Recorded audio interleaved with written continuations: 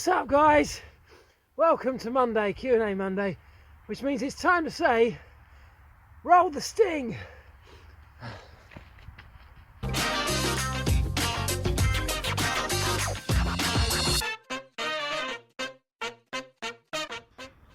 Right, what's up, guys? I hope you had a great weekend. Thanks again for all the questions, as ever. We're going to start with this one from Nutcracker. He says, Mark, I love your view on cars following, but has any team ever put two cars in a wind tunnel to counter following? And it's an interesting point. The answer is no, as far as I'm aware, and that's for two reasons. First of all, there's no automotive wind tunnel that I know of that would be big enough to cope with two cars in there. That's the first reason. And the second reason is that actually with CFD these days, computational fluid dynamics, that's computer modelling, computer simulation of fluid dynamics, airflow around the car. There's absolutely no need to do it because you can model the whole thing incredibly accurately, if not more accurately than you could in a wind tunnel using CFD. So lots of people are doing that. They are modelling cars following. In fact, Ross Brawn's technical team are doing exactly that right now to try and look ahead to the 2021 regulations to find out how we can do a better job with those. Right, what's up, guys? Back from the run, obviously. And one of my jobs, in fact the biggest job on my job list today, is that I need to tile the inside of that fireplace because we've got a log burner being fitted later in the week, which I can't wait for. But that's something that has been left on my job list today by Mrs. P. So that's happening. But in the meantime, I'm going to try and answer a few of your questions. And I've decided not to bother getting changed after the run because I'm only going to get dirty doing the tile cutting. So I may as well just have a shower later. What are you doing, you bug? Right, let's start with this question. Let's start with this question from Chris Gracie. Chris says, hi Mark, I was wondering how much useful data is collected when bits get broken off a car during a race but carry on. Sometimes the cars can keep pace. And in the Formula E race 2 weeks ago, Sam Bird had a damaged diffuser and still qualified first. Do the engineers take a look at this? Well, Chris, yeah, first of all, yes, the engineers absolutely take a look at that. When something breaks and it doesn't give you the expected performance deficit, for example, that you might have imagined it would, absolutely they will look at it. They will model it in CFD, something they can do pretty quickly and pretty accurately, and they will work out exactly what was happening, what the flow was doing what the flow was doing during the race when that broken bit was on the car. The important thing though, and let me address the example you gave, Sam Bird's diffuser a few weeks ago in Marrakesh. That was a Formula E car is much less reliant on aerodynamics than a Formula 1 car, for example. So the aerodynamics on a Formula E car, lots of the bodywork is there for styling purposes rather than actual outright downforce producing aero. So they can afford to have some damage and still not lose too much performance. So that's that one. But actually, you know, we do see it in Formula 1, don't we? We see an endplate get knocked off. Something that actually, incidentally, that might happen a lot this year because the front wings are now wider or as wide as the outside of the front tyres, which hasn't been like that for a few years. I expect to see end plates being knocked off all the time, particularly at the start of races.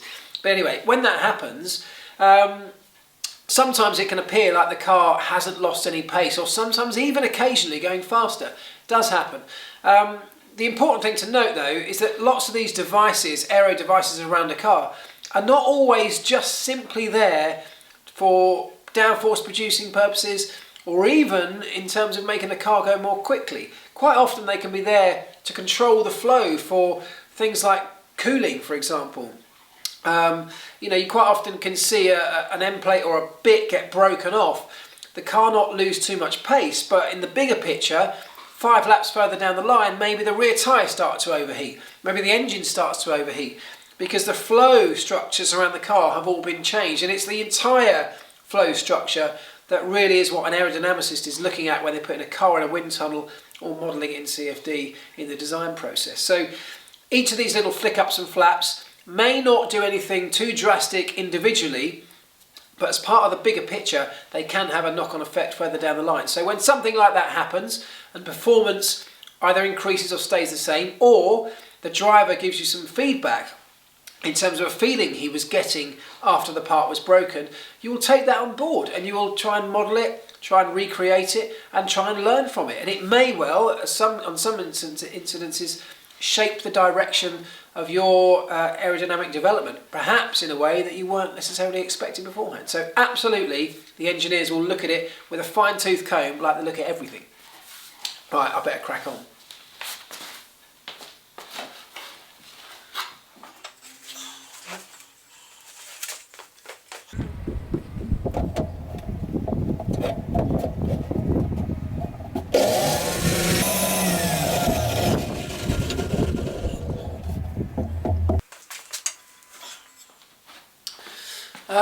Phil Jones has this question. Hey Mark, we hear about aero updates not working on current F1 cars. Did F1 test teams run through a significant number of aero parts that never made it onto the race cars? Absolutely, Phil. That happened all the time. I mean, I was on the test team at McLaren for a year before I went onto the race team. And that's exactly what the test team do. They test a whole load of new parts, particularly back in the old days when you had a separate test team that could run pretty much as they wanted, either privately or at group tests. There were no major testing restrictions, so we used to plough through front wings like you wouldn't believe. I mean, I got to the first race. When I went racing, I got to the very first race of a new championship, new season at Melbourne, and the front wing that we put on the car for that first race of the season was what we called FW13, which was the part number, code name if you like, for the 13th version of that particular front wing for that car. That was at the first race, so we'd already been through 12 others. You've got to remember that the rate of development going through a factory, going through the drawing office, and now particularly with the advancements of CFD, you can model and test these things in the virtual world way quicker than you ever used to be. So you ever used to be able to do. So an idea that you might have had for some groundbreaking new front wing or whatever it might be can be very quickly superseded with the learning that's coming out of the CFD department, and it can change the direction that you go. So absolutely, we have tested hundreds of parts that never ever saw the light of day on an actual race car. But that's how it used to work. It doesn't happen so much now because we can test them in the virtual world before we commit to manufacturing something. So really now, we only normally manufacture a part that we think has been proved to have worked from our CFD calculation. So it's much less likely you see an aero part come onto a race car now that doesn't work. It still happens because you find that some teams haven't got the calculations right with their modelling, their CFD modelling, or the correlation between a wind tunnel and the real track can be out somehow. We've seen that happen a number of times, and then you might have gone down a development path with a certain component, put it onto a real race car, and it just doesn't work in real world conditions. So it does still happen, just less often.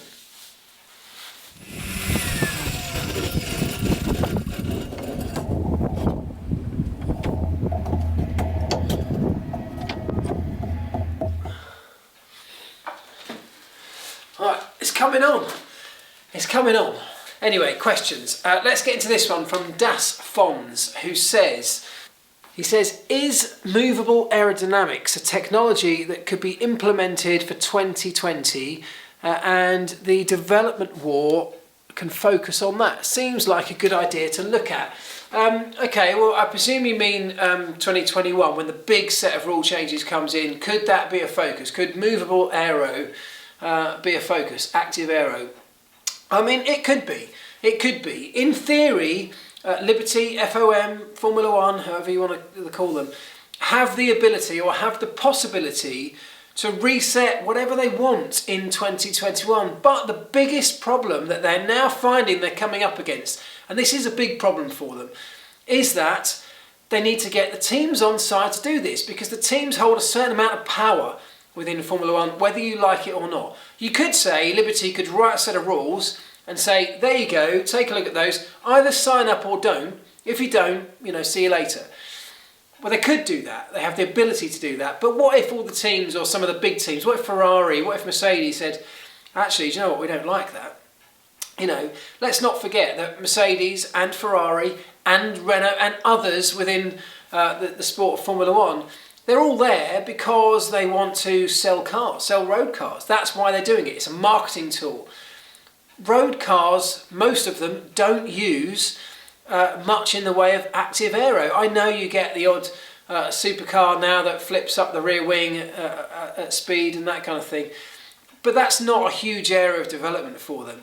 Engines, hybrid power units, that is the area they want to focus on, and that's why when Liberty came along and said, look, we want to completely reshape the regs for 2021, we want to make it attractive to new engine manufacturers, the big teams, the big engine manufacturers that hold so much power have all gone, no, we're not having that, we're not signing up to that.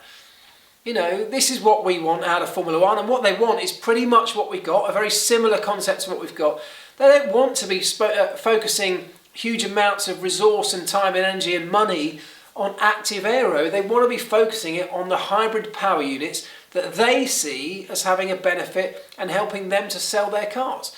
And unfortunately, Liberty's hands have, you know, it's become clear to them that their hands are tied to some extent. There is no reason we can't use active aero. I mean, we obviously use it already, don't we, with DRS. And the DRS is pretty much the same kind of thing that you have on a road car. All right, it works a different way round, but that's the concept, the idea of opening up a flap and closing it again. That's as complicated as it gets at the moment. You could go way deeper than that. You could look at way more complex aerodynamic systems, active aero systems, that I think would be fascinating to explore. But how much benefit is it going to be to the people who invest so much in our sport, the manufacturers? And, you know, you might say, well, screw the manufacturers. And there's a decent argument at some point to say that. But at the moment, if they walk away from our championship, we've got nothing to replace them with. We've got nobody else to come in and bankroll our sport. This hugely expensive sport. So we do need to pander to their needs to a certain extent. And that's, as I say, that's what Liberty are finding out very rapidly. So yes, we could do it. Whether we want to do it and whether the powers that be in Formula One want to do it, I think is a whole other question altogether.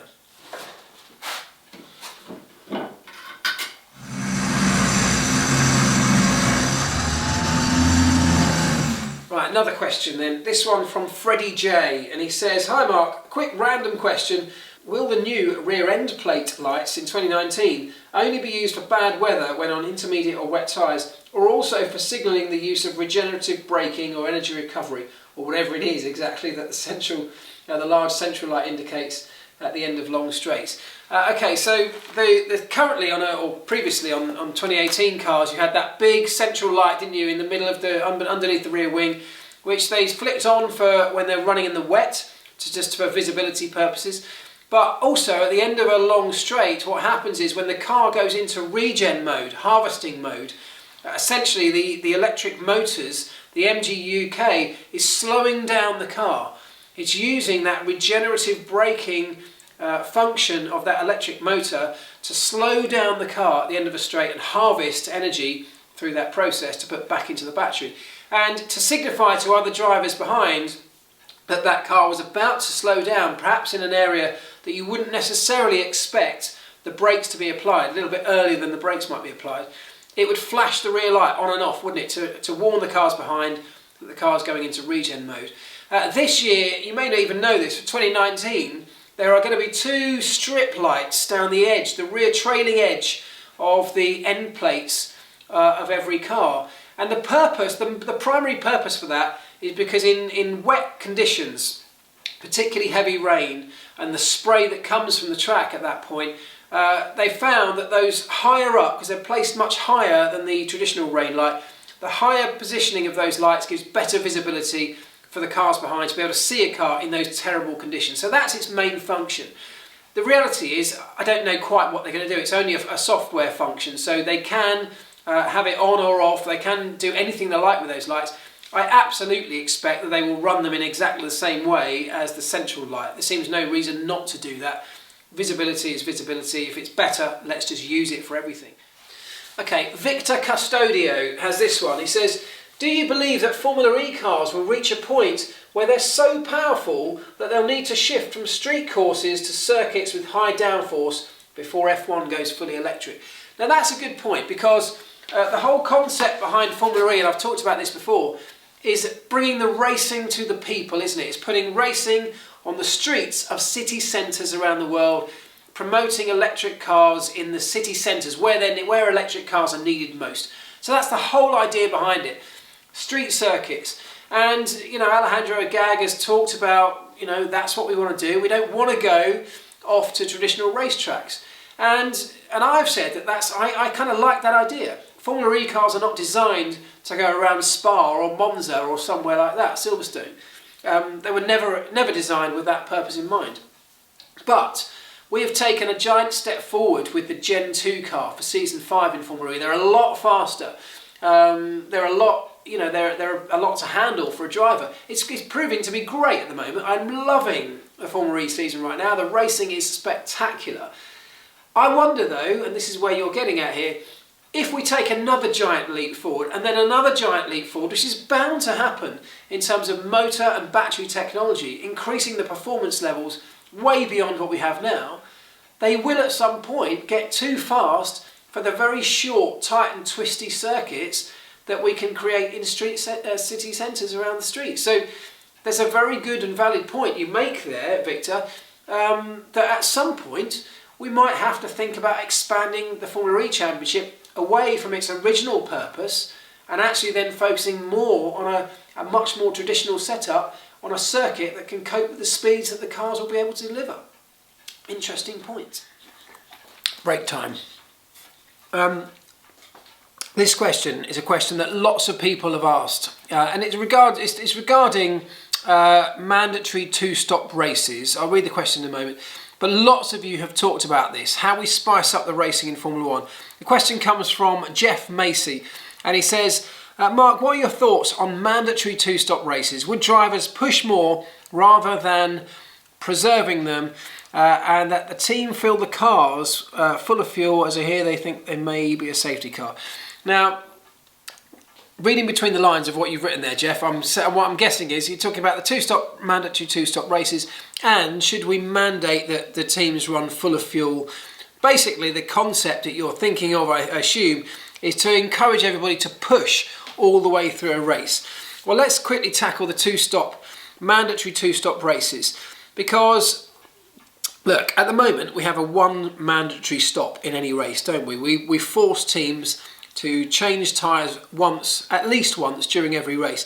And most of us, and by far the biggest chorus of complaints after a race weekend that you ever see in the comments section anywhere, is if we've had a kind of one-stop race, because people always say, you know, it's not enough, you know, it's dull, it's monotonous, everybody's doing the same strategy, and it doesn't provide great racing on track. Well, let's break that down. It's right, it's true, isn't it? Because we could easily say, instead of mandating one stop, let's mandate two stops, forcing teams into a different type of way of approaching a race.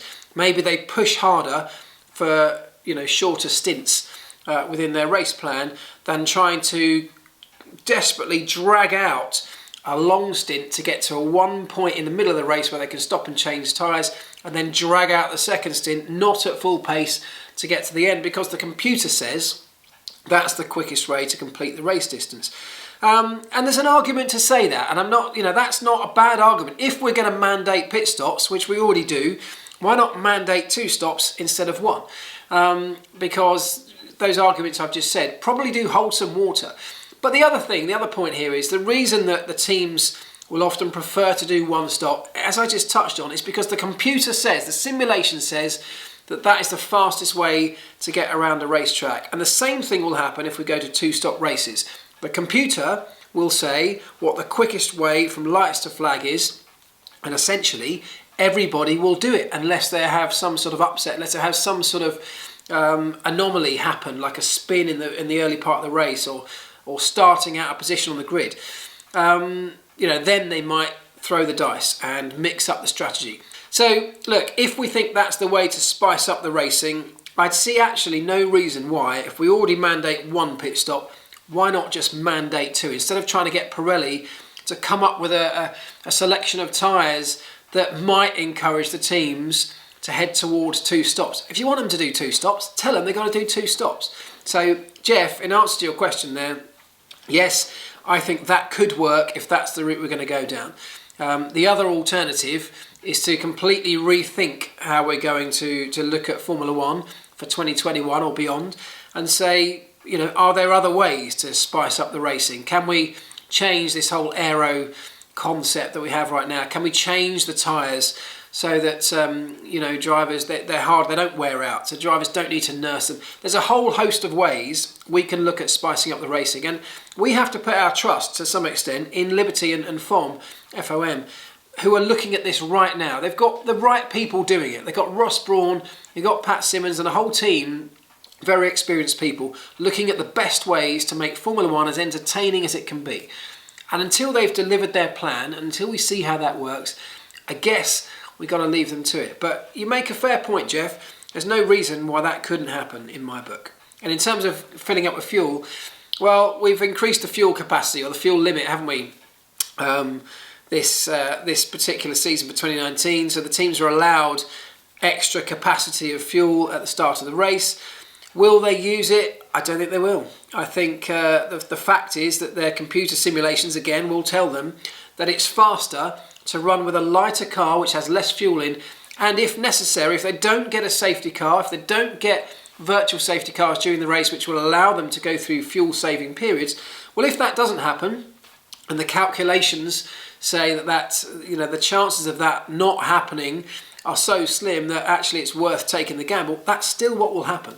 So I fully expect that not to make too much difference this year. So could you mandate that they run with full tanks? I don't know. Again, one of those things that I think there's probably better ways around it, but yes, you could.